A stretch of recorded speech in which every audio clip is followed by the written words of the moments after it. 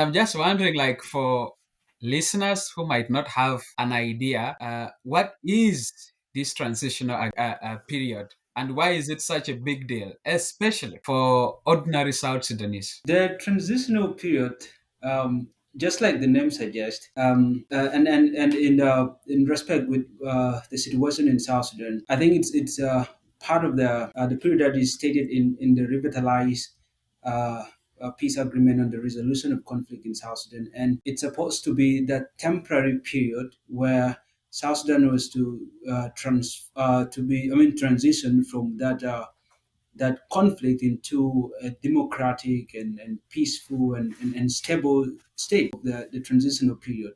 There's what we call the pre-transitional period, where it's supposed to be for 8 months, and that was supposed to be uh, at the time where the government is supposed to form the security arrangements and all the institutional reforms, and that was supposed to be taking like 8 months, and then after that, then we would have the transitional period, which is supposed to be for 3 years.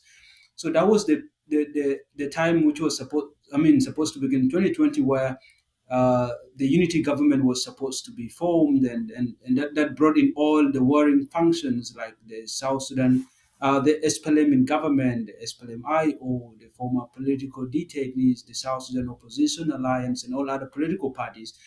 Um, and we've seen that both the pre-transitional period and even the transitional period have been extended so many times. I mean, the one that was supposed to be governing in that period would be abolished after an election is formed. So that was basically the transitional period that was stated in the agreement that was signed in 2018 in Addis Ababa.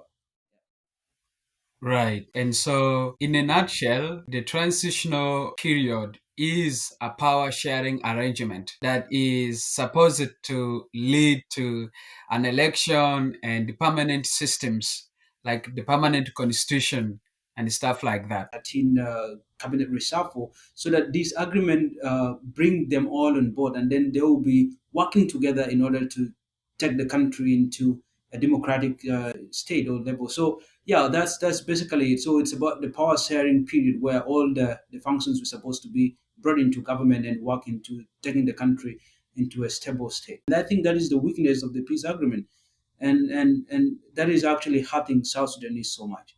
It's hurting them a lot.